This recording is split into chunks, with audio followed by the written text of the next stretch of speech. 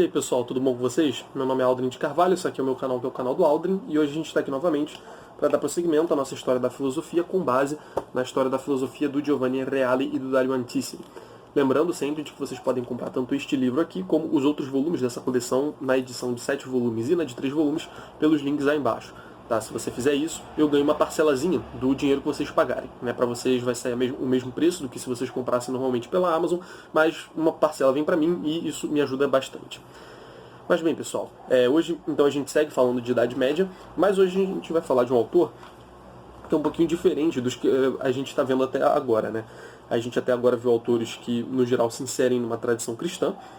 Pelo menos assim, neste segundo volume, os autores que a gente viu são, em geral, cristãos. E hoje a gente vai falar de uma tradição religiosa um pouco diferente. Né? Hoje a gente entra em Avicena, né, que foi uma grande figura da filosofia medieval, mas que não é cristão, é islâmico. Né? E depois, no próximo vídeo, a gente vai falar sobre Averroes, que foi um outro filósofo do islamismo. E, finalmente, a gente vai falar sobre a filosofia hebraica, né, a filosofia dos judeus, com o Maimônides. Isso nos próximos vídeos. Mas enfim, antes da gente começar a falar então de filosofia islâmica, eu gostaria de convidá-los a apoiar o canal financeiramente. E você pode fazer isso de várias formas, na verdade.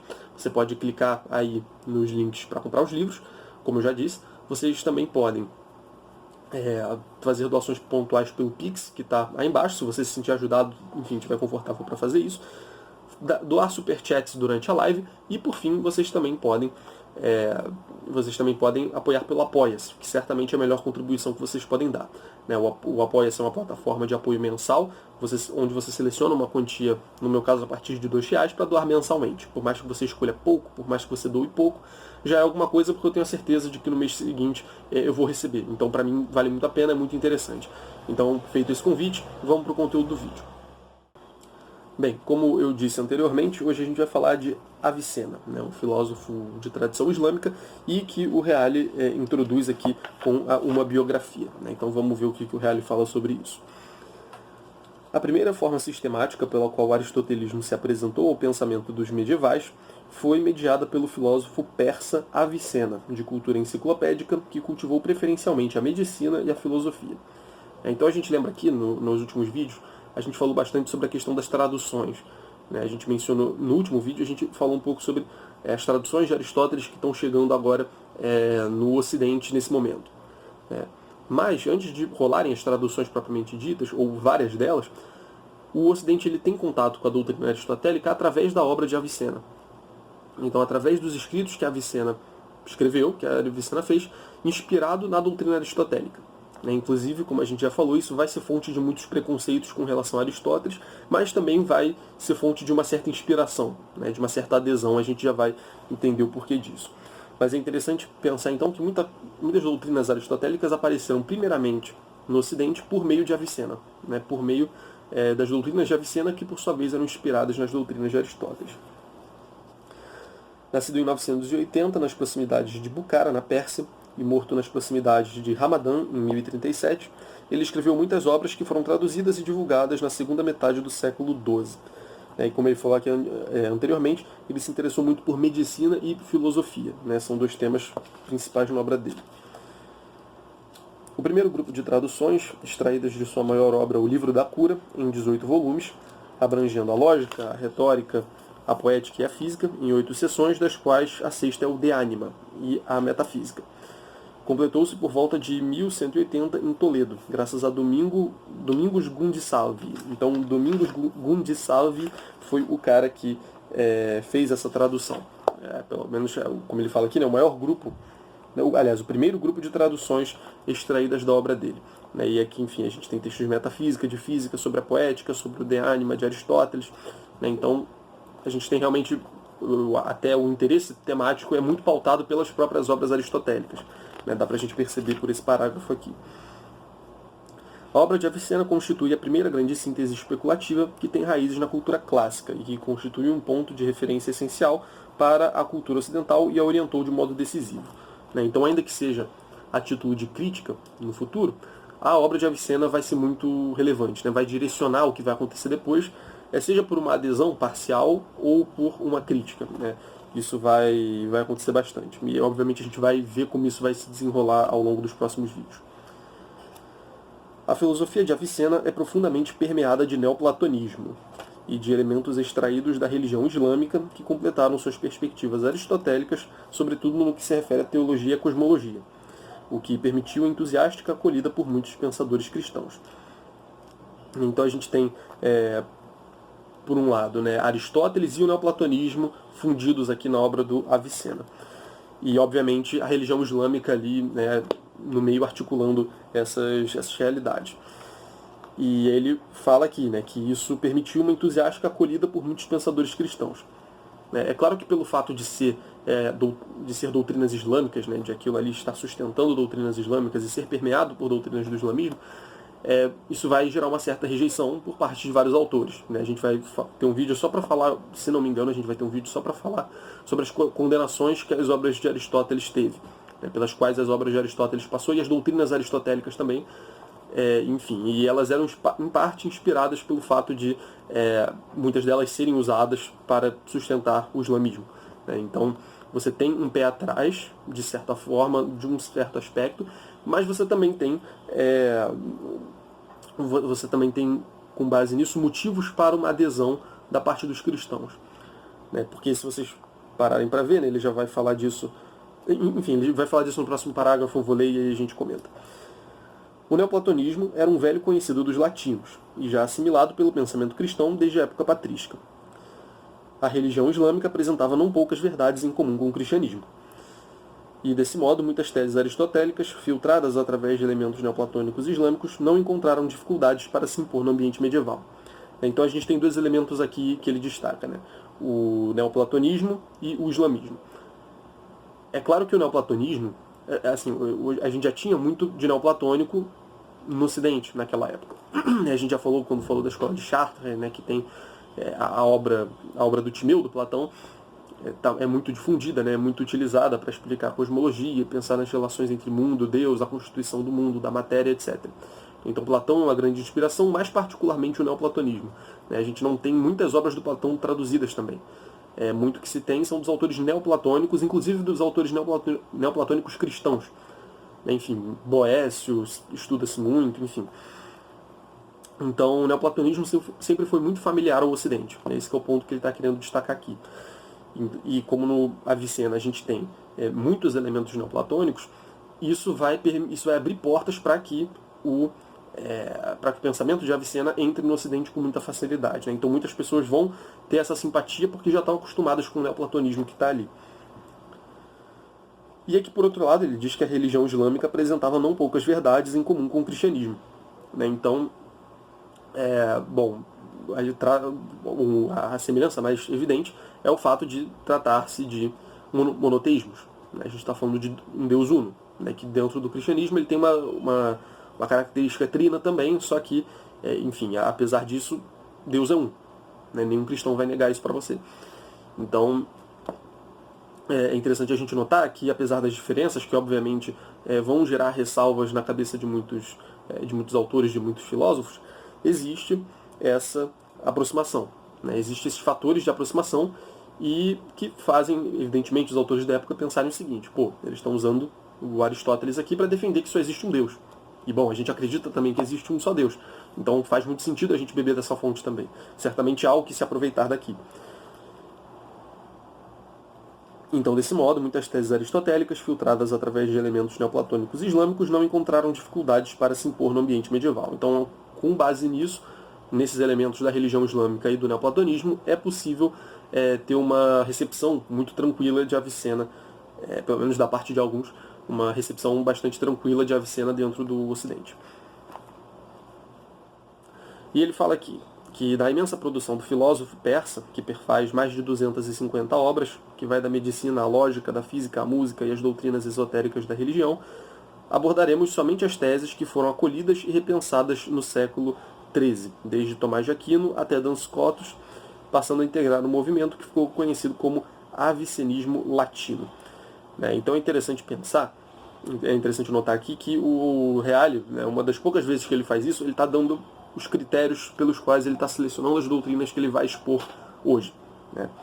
No caso, são aquelas que foram acolhidas no Ocidente, né? Aquelas que exerceram influência no Ocidente para a gente poder estudar essa continuidade, né? Então, evidentemente que muita coisa vai ficar de fora, como sempre fica, sempre fica. Eu mesmo já falei algumas vezes que eu não entendo direito o critério do Reale para selecionar as doutrinas dos autores. Eu vejo que muita coisa interessante fica de fora aqui. Mas, enfim, no Avicena ele está deixando isso bem claro. E ele segue. Em relação à sua produção extrafilosófica, é preciso lembrar que o cânon de medicina, destinado a tornar-se, graças à tradução latina de Gerardo de Cremona, um ponto de referência da medicina medieval. Então, Avicena, o seu trabalho como médico também foi bastante relevante. Trata-se de uma obra em 5 livros que reúne de modo ordenado e claro, segundo um método compilatório e, portanto, pouco original, não só os fundamentos da medicina, mas também os da farmacologia. Então, o estudo dos remédios e tal. Então, a gente tem aí o Avicena como um grande autor também no âmbito da medicina, né? E, enfim, o Reale não vai aprofundar essa dimensão do pensamento do Avicena, como ele fez com Hipócrates, por exemplo. Ele aprofundou muito mais o Hipócrates, o Galeno, e o Avicena, enfim, parece que ele deixa de lado essa parte da doutrina, apenas menciona que existe. Bem, esses foram alguns comentários iniciais que o Reale fez ao Avicena, falando um pouco sobre a obra dele, os critérios que ele vai utilizar e um pouco sobre a vida dele também. E agora, então, a gente vai começar a falar das doutrinas filosóficas dele propriamente ditas. Ele vai começar a primeira distinção que ele faz, que vai ser muito importante para a história do Ocidente. E da filosofia como um todo. No que se refere ao pensamento filosófico de Avicena, devemos destacar a distinção entre ente e essência. Ente e essência. Entre aquilo que é e aquilo pelo qual aquela coisa é o que ela é. Essa distinção mais imediata que vem à nossa cabeça, mas ele vai dar com mais detalhes aqui. O primeiro é concreto e a segunda abstrata. Então, o ente ele é concreto e a essência ela é abstrata. Quer dizer, o ente é justamente aquele ente concreto que está aqui, como este marcador de página. Eu sempre uso os mesmos exemplos, porque não tem... Se bem que tem bastante coisa aqui, eu posso usar coisas diferentes. Este livro aqui. Este livro aqui é um ente concreto, que está na minha frente, individual. O ente ele é concreto. Isso aqui não é uma essência. Isso aqui é um ente. Agora, a essência ela é abstrata. A gente já vai explicar como se dá esse processo de abstração pelo qual a gente conhece as essências, enfim, e a relação disso com os entes concretos. Mas notem que isto aqui não é uma essência. Isto tem uma essência correspondente, que é a essência de livro. A gente poderia dizer. Enfim, que inclui uma série de características, uma série de notas que tornam este livro um livro. Que tornam este ente, este indivíduo concreto, esta realidade concreta que é o que ela é. Então, o que torna isto um livro, este ente um livro, é a essência de livro. E ela é abstrata, portanto, ela não é concreta, ela não existe, eu não posso pegá-la como eu pego este livro. Ela não é concreta como este livro é concreto. E aí ele dá um exemplo, Enfim, eu já dei o exemplo do livro, mas ele dá o exemplo dos homens. Os homens, por exemplo, constituem o ente, os entes, os homens. Ao passo que a humanidade constitui a essência. Então a essência é aquilo que é comum a esses entes. Enfim, essa noção a gente já abordou aqui várias vezes, mas enfim, é importante trazer porque ele está trazendo. Os primeiros, os homens, eu, você, supondo que você seja um humano, e enfim, outras pessoas, elas existem de fato. Os primeiros, os homens, existem de fato. Mas a segunda prescinde da existência. É importante notar nisso, que já vai levar para um outro ponto do pensamento dele. Então, o ente concreto, eu, tu, isto aqui, existem concretamente e existem, de fato. É importante notar nisso. Eles existem. Deles a gente pode dizer que eles realmente existem. Nós estamos lidando com eles o tempo todo. Estamos vendo, sentindo, tocando, enfim. Mas a segunda, a essência, prescinde de existência, pois representa a definição, ou quid est, que em si mesma não denota a existência nem a não existência, a necessidade ou a contingência. Então vamos lá, a essência, ela por si mesma, ela não tem nada na sua própria realidade que mostre que ela existe. A essência não tem, na própria noção de essência, não está incluída a existência. Quando eu digo que isso aqui que isto aqui é um ente concreto particular, individual, eu já estou dizendo que ele existe. Já está incluindo aí a ideia de que ele existe, fora da minha mente, e, enfim, tem a sua subsistência própria aqui. Né? Quando eu digo que algo é um ente, eu já estou dizendo que ele existe. Agora, quando eu digo que algo é uma essência, tipo a humanidade, eu não estou necessariamente dizendo que ela existe. Né? Quer dizer, a gente sabe que ela existe concretizada nos homens, mas a essência dos homens, né, a humanidade, ela não traz consigo a necessidade de haver uma existência dela. Né? Ela não traz consigo a necessidade dela existir. Isso, a noção de existência, portanto, não está incluída na noção de essência. Porque a essência representa a definição ou quid est, que em si mesma não denota a existência nem a não existência, a necessidade ou a contingência. Então a gente consegue muito bem pensar em essências que não existem de fato. Né? Eu consigo elaborar na minha cabeça a essência de um dragão, por exemplo. Né? Eu consigo, assim, ainda que eu não saiba exatamente exprimir e dar a definição precisa de o que seja um dragão, quando eu digo dragão, vocês conseguem captar muito bem o que eu quis dizer. Enfim, a gente sabe que é um ser alado, que tem escamas, né? É meio parecido com um lagarto. Né? Essas certamente são com réptil. Né? A gente poderia talvez enquadrar um dragão no gênero dos répteis. E, enfim, essas são algumas notas essenciais do dragão. Mas o fato de eu ter na minha cabeça um delineamento da essência do dragão não implica que essa essência seja real. Não implica que isto exista. Então, essa estrutura essencial, ela pode muito bem não existir. Esse que é o ponto dele. Pode não existir em algum ente concreto, como no caso do dragão que eu acabei de dar. Então, ela não é necessária. Né? A essência ela não é necessária. Ela pode ser contingente também. Ela pode existir, pode não existir na realidade, né? Representada na realidade por algum ente correspondente. Né? Ela não necessariamente precisa disso, ela pode simplesmente existir em abstrato. Portanto, não existir de fato. Ele fala aqui, né? Equinitas est tantum equinitas, né? Ou seja, o ser cavalo, né? A cavalidade é tal. Né? A cavalidade é simplesmente, né? É tanto a cavalidade, né? Pura e simplesmente isso.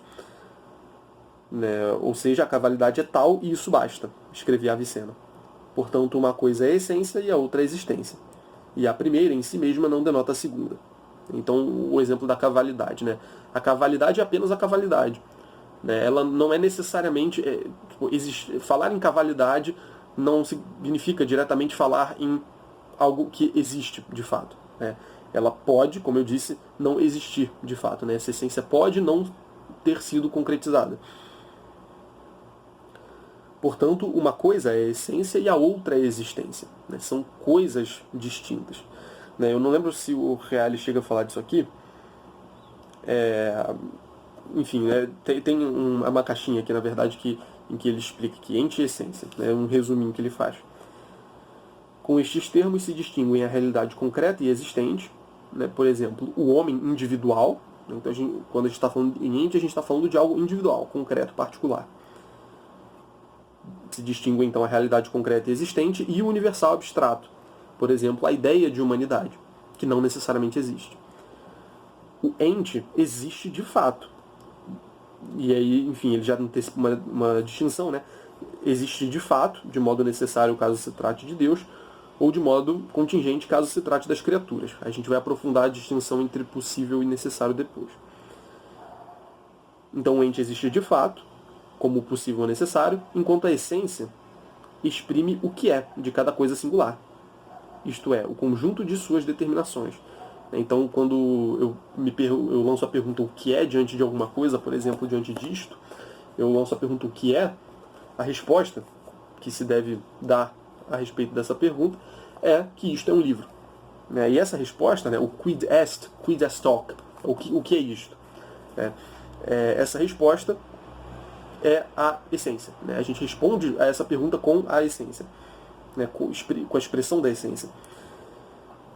A essência exprime o que é de cada coisa singular, isto é, o conjunto de suas determinações. Então é aquilo que determina aquela coisa tal qual ela é, né? Que limita a existência daquilo. Né? Então o fato de eu dizer que isto é um livro significa também, né? Implica em dizer que isto não é um cavalo, uma girafa ou um elefante.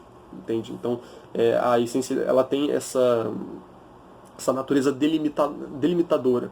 né, que, portanto, coloca limites naquilo de que a gente está falando, e fala que isso aqui é um livro e não é qualquer outra coisa que não um livro.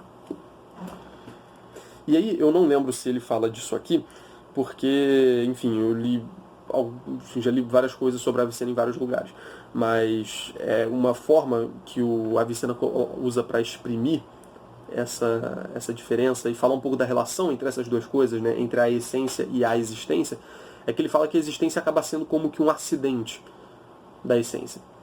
É um acidente da essência, porque é algo que é fortuito, né, é algo que não necessariamente está ali. Né. A essência ela pode ser concebida perfeitamente bem sem a existência nela. Né. E então, quando ele coloca a existência como sendo um acidente da essência, é justamente nesse sentido, né? É algo que pode ser e que pode não ser, né? Que é, portanto, contingente à própria noção de essência. É algo que pode estar ali, pode acompanhar a essência, como pode não acompanhar a essência, como é o caso do dragão que eu mencionei. Bom, e a gente já, fazendo essa explicação agora, a gente já falou um pouco sobre, pelo menos eu mencionei algumas vezes, a noção de possibilidade, né? De possível, contingente e necessário. E essa é a segunda distinção que ele faz. Né? Então, feita essa distinção entre ente e essência, agora a gente vai falar de possível e necessário.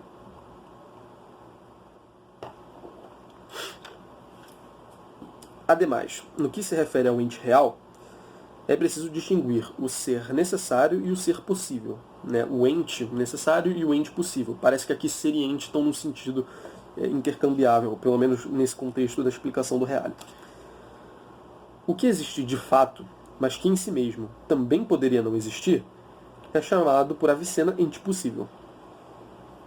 Trata-se do ser que não tem em si mesmo a razão de sua própria existência, encontrando-a em uma causa que o fez ser. Então, o que é o ente possível? Ele é aquilo que existe de fato, mas que poderia não existir também. Então, este livro, né, ele existe. Fato. Não, isso não se discute. Ele existe.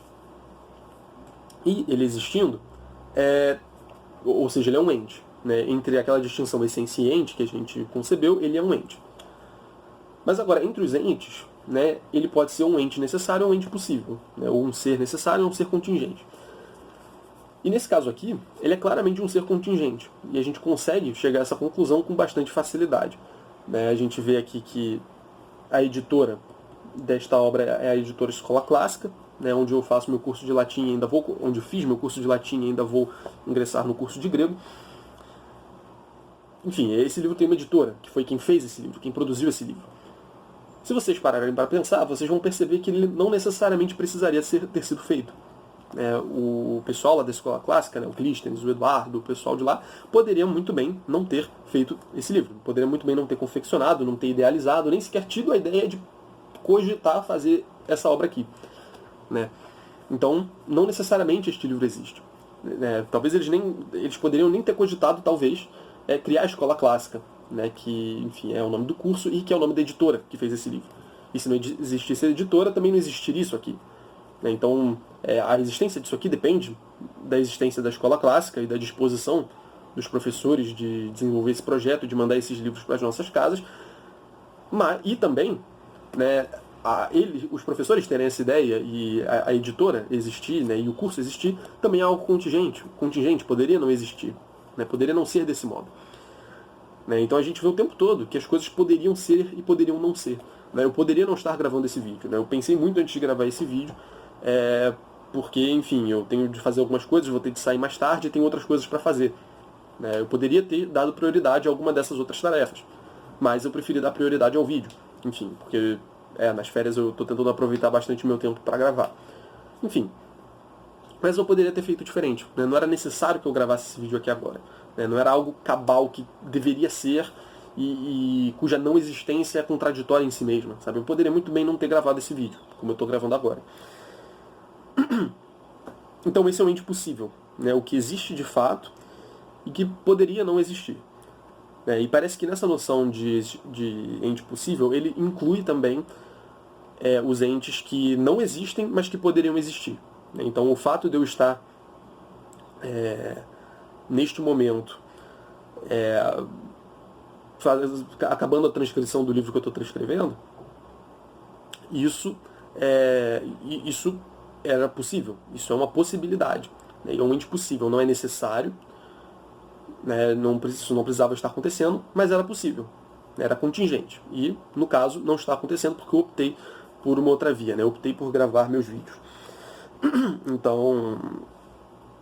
Então até o que não há, né, o que não é de fato, mas que poderia ser, ele também inclui nesse âmbito dos seres possíveis. Tá. E, então, em contraposição ao ente possível... aí eles ainda falam do ente possível, né? Trata-se do ser que não tem em si mesmo a razão de sua própria existência, encontrando-a em uma causa que o fez ser. Então, este livro foi causado pelos professores que fundaram a editora que decidiram fazer essas coisas todas. Né? Então, este livro ele deve a existência dele a uma outra coisa, né? Que o conferiu a existência, que transmitiu a existência, digamos assim. Da mesma forma, né, a editora que fez os livros poderia não ter existido.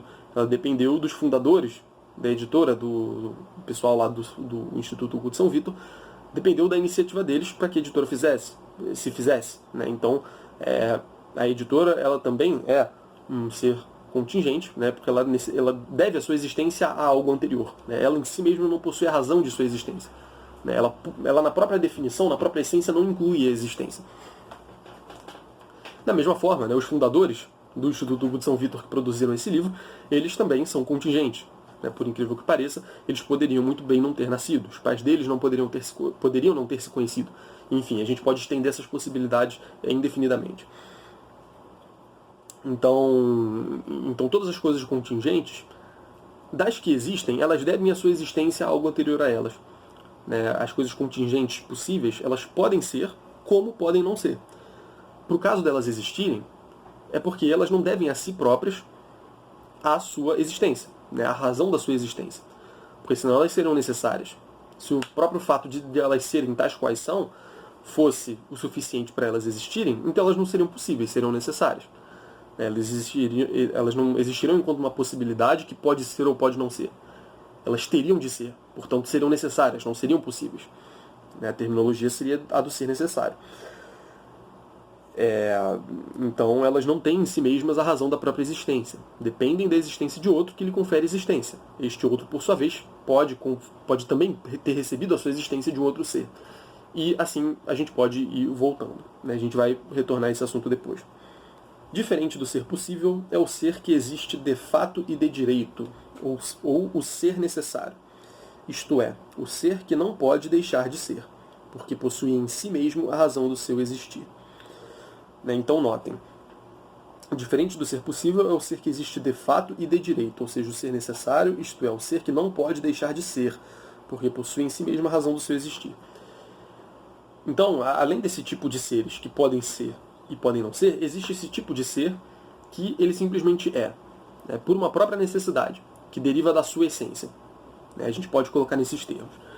Então, pelo próprio fato daquele ser tal qual ele é, ele não precisa, ele precisa existir, né, diferente dos outros seres possíveis. Então, este livro, o fato dele ser livro, dele ter a essência livro, né, dele ter essa determinação da livridade, vamos dizer assim, da essência do livro, não implica necessariamente que esta coisa exista. Né? Tanto que eu posso até falar em livros de uma maneira mais abstrata, né? Tipo um livro que eu pretendo escrever. Né? O fato de eu conceber um livro não implica necessariamente que ele exista. Né? Isso vale para todos os seres possíveis, justamente por isso que eles são possíveis. Porque a essência deles não implica necessariamente na existência. E aqui ele fala, né, o ser necessário ele é diferente do ser possível. Ele existe de fato e de direito. Ele é o ser que não pode deixar de ser porque possui em si mesmo a razão do seu existir. Então, diferente das coisas possíveis, ela não deve a sua existência a nenhuma outra anterior. Percebam que... Percebam que... Prendi meu dedo no cabelo aqui. Percebam, então, que os seres contingentes eles devem a existência deles a coisas anteriores, como eu acabei de dizer. O livro deve a existência à editora, que deve a sua existência àqueles que fundaram a editora, que deve a existência aos pais deles, né, que os geraram. Né? Então, a existência nos seres contingentes ela é sempre transmitida de um ser para o outro. Agora, aqui, quando a gente está falando de um ser necessário, a gente está falando de um ser que ele próprio, por ser tal qual ele precisa ser. Né? Não existe a possibilidade de ele não ser, simplesmente. Então ele possui em si mesmo a razão do seu existir e não deve a razão de existência dele a um outro que o comunicou a existência. E aí, enfim, obviamente vocês devem estar pensando aqui que ele está falando de Deus. Enfim, é obviamente o mais imediato e de fato vocês estão certos. Essa distinção é fundamental, porque separa o mundo de Deus. É apenas possível, o mundo. Pois sua existência atual é contingente. De fato, eles existem, mas assim, é contingente. Poderia não ser, poderia ser de outra forma. A existência do mundo, né, não é postulada por sua essência, ao passo que o outro é necessário. Né, e, portanto, a própria essência do ser necessário, ela implica na sua existência. Né? Portanto, Deus, pela sua própria natureza, ele precisa existir, ele demanda a sua existência. O primeiro é dependente e o segundo é independente. Né? Então, as coisas contingentes, elas dependem das coisas necessárias. Né? Justamente porque ela precisa de algo de onde vem a sua existência. Né? As coisas contingentes, elas não têm a existência em si próprias. Elas sempre dependem de outro. E quem que é esse outro? É alguém, é um ser, né? É um ente, cuja existência não deriva de um terceiro, né? De um segundo, mas depende dele mesmo. Né? Ele próprio é fonte da existência, ele próprio é existência, né? Necessariamente. Ele é existente pela sua própria natureza, pela sua própria essência. Então, os entes contingentes, eles necessitam desse ente necessário. Né? Eles devem a sua existência a esse ente necessário. Bom, então esse foi o par possível necessário. Né? Depois do par ente-essência, depois falamos sobre o par possível necessário. E agora a gente entra no item 3, que é o último, porém o maior dessa seção da Avicena, que é a lógica da geração e a influência de Avicena. Então ele vai falar um pouco sobre como as coisas derivam do ser necessário, as implicações disso, e depois no finalzinho ele vai falar das influências, da importância do Avicena, enfim, quem ele influenciou, que ideias ressoaram em quais filósofos. O Reale lança a pergunta: qual é a relação entre o mundo e Deus? Trata-se de relação de necessidade ou de liberdade? De emanação ou de criação? Né? Então, a relação entre Deus e o mundo. Ok, a gente já falou que um é dependente, o outro é independente, um é possível, o outro é necessário. Isso já foi estabelecido. Trata-se de relação de necessidade ou de liberdade? Né? O mundo ele deriva necessariamente de Deus, apesar da sua contingência, ou é uma relação de liberdade? Né? Deus escolhe que aquilo derive dele, né? Que aquilo saia dele, que ele faça o mundo. Ele é uma relação de emanação ou de criação? Né? Então é algo externo a Deus que ele tira do nada, ou que ele configura a partir de algo que já existia ali, ou é uma extensão da própria natureza de Deus, algo que sai da própria natureza dele e que, portanto, vai gerando as coisas. São essas perguntas que ele lança e que ele vai responder ao longo dos próximos parágrafos. Avicena responde a essas questões fundamentais para os pensadores medievais, fundindo Aristóteles e o neoplatonismo. Isso é bem interessante. Com efeito, em sua opinião, o mundo é ao mesmo tempo contingente e necessário. O mundo é ao mesmo tempo contingente e necessário.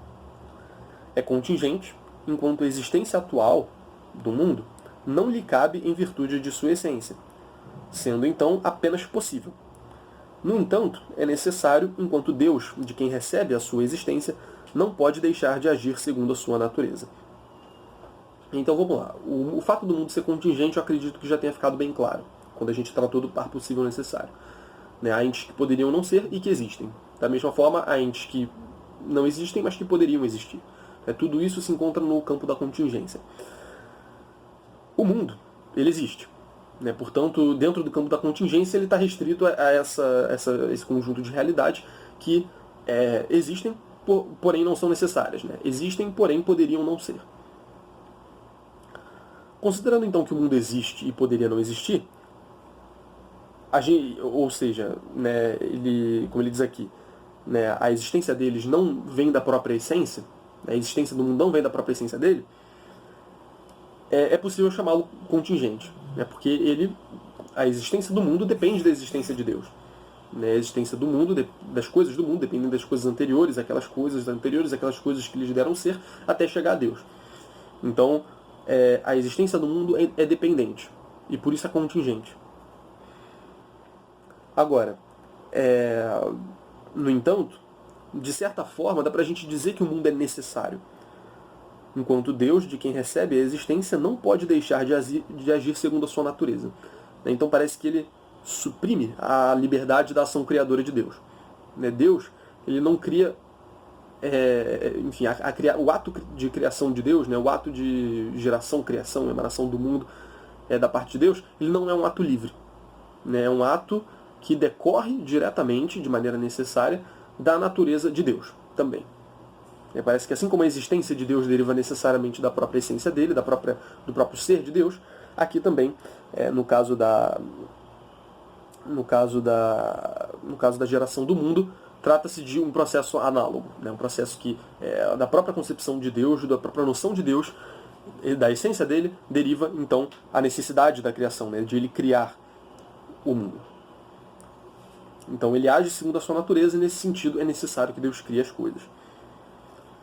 Concebido aristotelicamente como pensamento de pensamento, Deus produz necessariamente a primeira inteligência, e esta a segunda, dando início a um processo descendente, necessário e não livre, de índole claramente neoplatônica.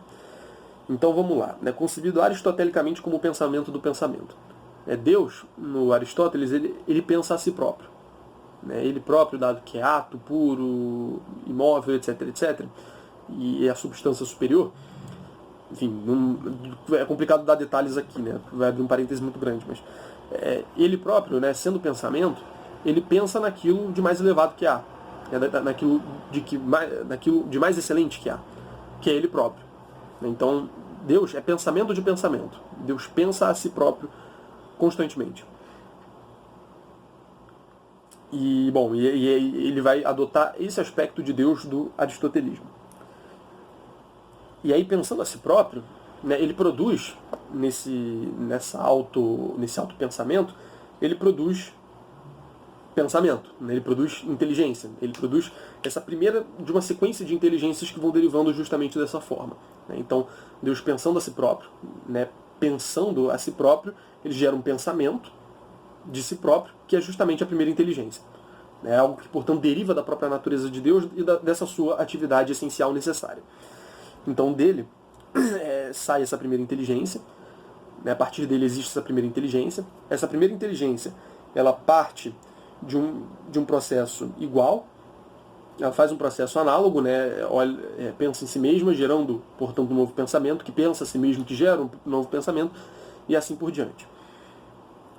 A partir da primeira, cada inteligência cria a imediatamente inferior até a 10ª, ao mesmo tempo que cria os céus respectivos, dos quais são forças motrizes. Então, essas inteligências, até a 10, são 10 inteligências, e a gente já vai falar um pouco mais sobre essa 10ª inteligência, que é a última, a mais próxima de nós. Mas até aí o que acontece? Existe esse processo de pensar a si próprio, e daí sai um pensamento que também pensa a si próprio, que pensa a si mesmo, etc, etc. Isso acontece 10 vezes. Então, e enquanto uma inteligência vai criando a outra, também vão sendo criadas as esferas celestes.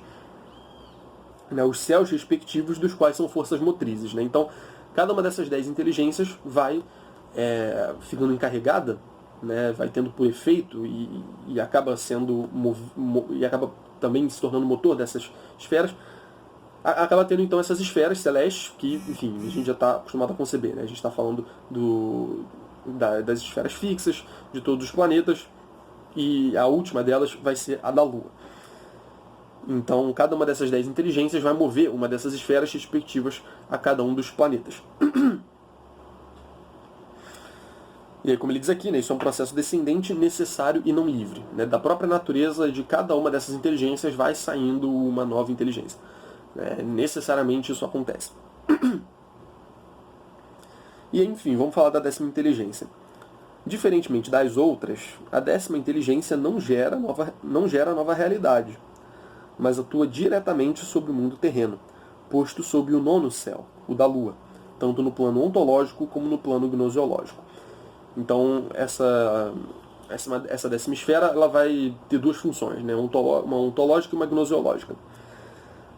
Mas então ele diz aqui que, e a gente já vai explicar isso, mas essa décima esfera então, ela não gera uma nova realidade intelectual, ela não gera uma 11ª inteligência, né, do ponto de vista das inteligências para por aí, mas ela atua diretamente sobre o mundo terreno, posto sob o 9º céu, o da Lua, tanto no plano ontológico como no plano gnoseológico. Né? Então, a inteligência, né, que move a esfera da Lua é justamente essa que vai estruturar o mundo, né? Essa que vai ser a mais próxima de nós e que vai estruturar a realidade material e que vai também ter um papel gnoseológico muito, muito, muito importante. E, bem, é disso que a gente vai falar agora. Primeiro, então, a função ontológica dessa última inteligência. No primeiro plano, no plano ontológico, estruturando o mundo terreno em matéria e forma, onde a matéria corruptível, ao contrário da matéria incorruptível dos céus, é princípio de mutação e multiplicidade, e, portanto, de individualidade. Então, essa inteligência mais próxima da Terra, ela é responsável por configurar as coisas de matéria em forma, né? De matéria e forma, né? De princípio indeterminado e princípio determinado. Né? Enfim, a gente já tratou disso várias vezes. Obviamente, trata-se de algo de inspiração aristotélica. Onde a matéria corruptível, ao contrário da matéria incorruptível dos céus, é princípio de mutação e multiplicidade. Né? Então, os céus eles têm um tipo de matéria distinto. A gente já viu isso algumas vezes. Que não permite tanta mutação, tanta variação ali na sua realidade, né? nas realidades de que ela é feita. Aliás, nas realidades das quais ela é a matéria. Né?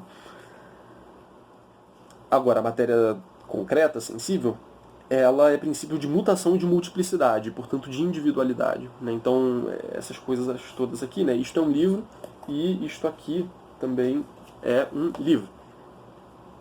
Essas duas coisas são livros, mas elas são compostas de matérias diferentes, né, e que, portanto, permitem a gente diferenciar esses dois indivíduos. Né? A matéria é o princípio de individuação das coisas. Né? Pela forma, esses entes são iguais. Né? Pela matéria, são diferentes. Né? A matéria de um está aqui, a matéria de outro está aqui. Né? Certamente o material em si mesmo é distinto. Né? Então, a matéria é o que permite essa diferenciação, né? essa individualização dos entes que têm a mesma forma, né? Que têm a mesma natureza, a mesma essência. Como se vê claramente, estamos diante da concepção ilemórfica de Aristóteles, mas repensada conforme categorias neoplatônicas. Com efeito, as formas se irradiam da 10ª inteligência, que é a doadora de formas, no sentido de que é ela que irradia as formas na matéria-prima do mundo sublunar. E entre essas formas estão também as almas incorruptíveis e imortais infundidas nos corpos. Então, o Aristóteles ele não coloca exatamente uma origem para as formas. De onde é que elas vêm? Se existe algum ente que comunica essas formas à matéria. Não, ele só postula ali que os entes são matéria e forma. Agora, o que vai ter de neoplatônico aqui que vai ser interessante é justamente isso, né? Que ele está concebendo esse cosmo bastante horizontal, bastante vertical, perdão, e essa última inteligência, né, que é a da esfera da Lua, essa 10ª inteligência, é ela que, como ele diz aqui, irradia as formas na matéria. Né? As formas elas saem dela e penetram a matéria, configurando e estruturando essa matéria como um ente X, um ente Y, né? Como uma coisa tal e uma coisa outra. Né? Como um livro, como um macaco, como um ser humano, como um telefone, como uma árvore. Né? Então, é a partir dessa inteligência 10ª que isso vai acontecer. Então, e isso acontece não só com as formas, de maneira geral, né, as naturezas dos entes, mas com as almas incorruptíveis e imortais infundidas nos corpos. Né? Então a nossa alma ela também chega ao nosso corpo, ela também é sustentada no nosso corpo por esse princípio de irradiação dessa 10ª esfera. E esse foi o papel dessa 10ª inteligência no plano ontológico. Né? É isso que ontologicamente essa esfera faz. Agora, existe também, como eu disse antes, um plano gnoseológico no qual essa esfera tem bastante relevância. Vamos ler o Reale aqui. No plano gnoseológico, a 10ª inteligência opera a passagem da potência ao ato, do intelecto possível ou passivo, ou seja, do intelecto humano e individual. Né? Então, vamos lá. Eu vou ler esse texto todo e aí depois eu volto. Isso por meio da irradiação tanto dos princípios primeiros, com o que temos o intelecto habitual, como dos conceitos universais que aprendemos por meio da abstração, com o que temos o intelecto em ato ou intelecto ativo. E mediante a elevação do nosso intelecto individual ao supremo intelecto agente, que é uma empresa difícil e reservada a poucos, apenas dos quais se poderia falar de intelecto santo. Em todas essas formas de contato com o intelecto agente único, permanecem intactas a individualidade e a personalidade singular do homem. Tá. Então vamos lá. No plano gnoseológico, a 10ª inteligência opera a passagem da potência ao ato do intelecto possível ou passivo. Então vamos lá. Vamos voltar para Aristóteles aqui. Agora seria muito bom que vocês assistissem um vídeo do Aristóteles sobre teoria do conhecimento, porque o que ele fala? Ele vai dizer que no nosso intelecto existe tanto uma dimensão passiva como uma dimensão ativa. É necessário que haja isso. Porque o que acontece? Para ficar no livro aqui, já que tem um monte de livro aqui, é muito fácil da gente pegar esses exemplos. Uma vez que eu vejo, na realidade, uma série de livros distintos, este livro, eu acumulo no meu intelecto imagens desse livro. Eu acumulo na minha alma imagens de livros. Por outro lado, e vamos lá, esses livros, esse conjunto de imagens de livros contém potencialmente a essência dos livros, a forma dos livros, através das quais eu posso abstrair e receber no meu intelecto a forma do livro, entender o que é um livro para além dos livros particulares. Então eu vejo a diversidade dos livros, isso fica interiorizado em mim, e ali no meio daquela multiplicidade de indivíduos existe de forma potencial a forma inteligível do livro. Isso vale para qualquer outro ente, para o ser humano, para o elefante, etc, etc. Mas para ficar no exemplo do livro aqui. Então, o que acontece? A forma inteligível, que é o que a gente conhece quando fala em livro, que é o universal livro, que se aplica a vários indivíduos, ela até então ela não existe em ato no nosso intelecto. Só existe em potência, porque o que a gente tem são as diversas imagens dos livros. É necessário, portanto, uma dimensão atual do intelecto que vai atuar sobre essa diversidade de imagens e extrair dali, e, portanto, atualizar essa forma inteligível que só existe em potência nessas imagens das coisas sensíveis. Então, é necessário que exista um intelecto agente. Só que, por outro lado, enfim, no Aristóteles eu até expliquei isso numa ordem diferente, mas, por outro lado, o nosso intelecto ele não parece ser em ato, necessariamente. Ele tem uma dimensão que é potencial, que é, inclusive, a mais evidente para a gente. Porque meu intelecto, enquanto eu não vi nenhum livro, por exemplo, ele apenas potencialmente conhece o livro. O meu intelecto ele é potencial, ele é capaz de receber várias formas, de receber vários conhecimentos. Ele em si não é o intelecto em ato, ele não é o conhecimento de alguma coisa. Ele é um mar de possibilidades que eu posso receber, que podem vir a ser atualizadas. Então, por um lado, a gente tem a possibilidade de todos esses conhecimentos no intelecto, o intelecto como possivelmente, como potencialmente, como algo que pode adquirir essas formas, como potencialmente, estou procurando uma palavra aqui, contenedor dessas formas. E, por outro lado, a gente tem também em potência as formas presentes nas imagens dos entes sensíveis que a gente tem na nossa alma. Então a gente acaba tendo aí duas potências. A forma inteligível em potência e o intelecto inteligente em potência. O inteligível e o inteligente, ambos em potência. Um apto a receber a forma e a própria forma. Essas duas coisas estão em potência. Essa aqui ela não recebe a forma, ela está apta a receber a forma por enquanto. E essa forma aqui, ela está contida nos entes concretos de que a gente tem imagem, nas imagens desses entes concretos. Portanto, ela só existe em potência também. Então, é necessário uma dimensão atual que atualize isso tudo junto, que faça com que essas coisas existam, que faça o intelecto conhecer e façam a forma inteligível emergir. A gente precisa dessa dimensão do intelecto agente, né, que é o que vai se chamar de intelecto agente. Mas a gente vai precisar dessa dimensão atual do intelecto, dessa parte do intelecto, dessa dimensão do intelecto, desse aspecto do intelecto que existe em ato. E não em potência, simplesmente. Então, o Aristóteles ele faz essa distinção. Existe o intelecto passivo, o intelecto potencial e o intelecto atual, ou o intelecto agente. E aí, voltando para Avicena aqui... E aí antes de entrar na Avicena, né, depois do Aristóteles, alguns autores, eu não lembro se é o Alexandre de Afrodísia ou se é o Andrônico de Rhodes, mas aristotélicos depois vão começar a conceber e vão dar indícios de que esse intelecto agente, na verdade, não é algo que se encontra na gente, mas é algo que se encontra na realidade por si mesmo.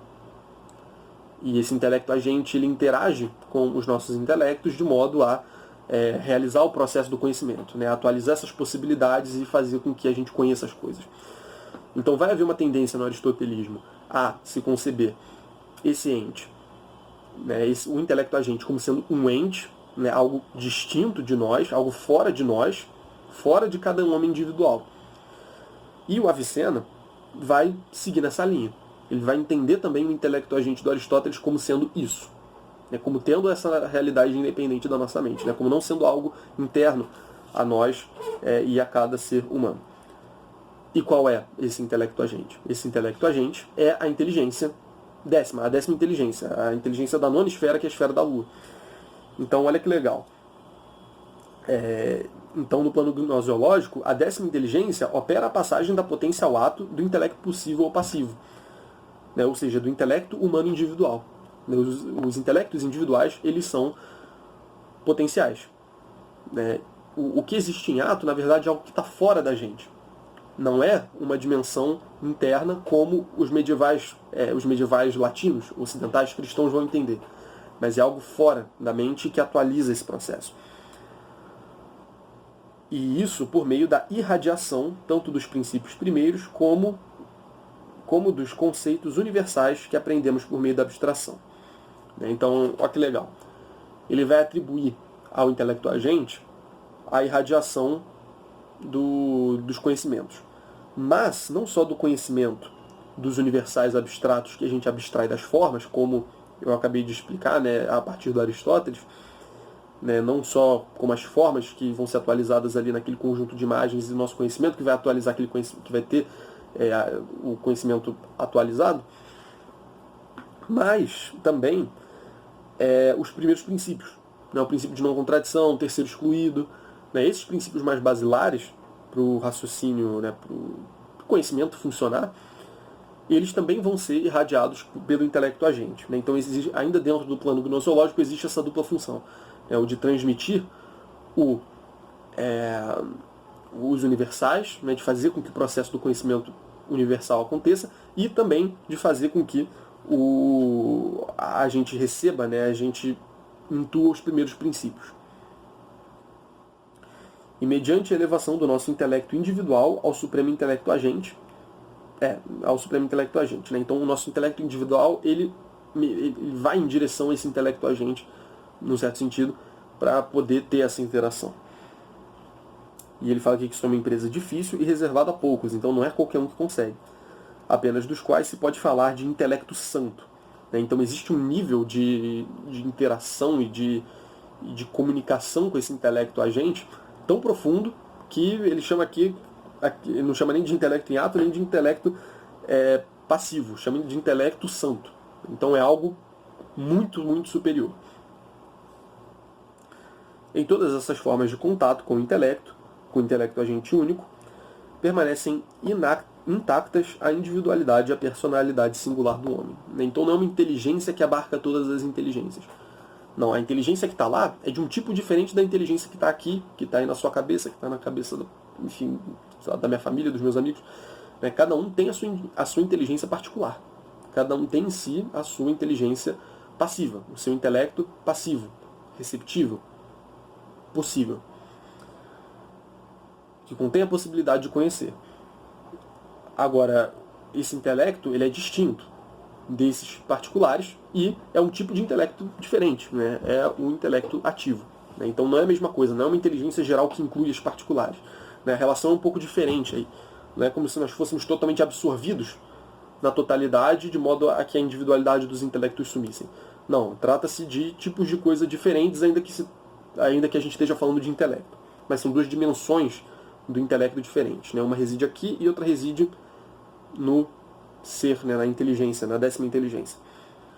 Bom, gente, e essas foram as doutrinas do Avicena que o Reale tinha para comunicar a gente hoje. E agora ele vai falar um pouquinho sobre a influência disso nos filósofos posteriores, que inclusive alguns que estão já mais familiarizados com São Tomás de Aquino provavelmente já notaram. Mas vamos ver como o Reale diz isso para a gente aqui. Essas são algumas teses do filósofo persa, que terão grande influência sobre Tomás de Aquino, a distinção real entre existência e essência, ou melhor, entre essência e ser, sobre São Boaventura, a pluralidade das formas no indivíduo, forma espiritual e formas sensitivas vegetativas, sobre Duns Scotus, a doutrina das essências, e sobre todos, a distinção entre esfera celeste e esfera terrena, além de muitos outros elementos de gnoseologia e de astronomia. Então, quando a gente está falando da influência que Santo Tomás recebeu, a gente está falando aqui dessa distinção entre essência e existência.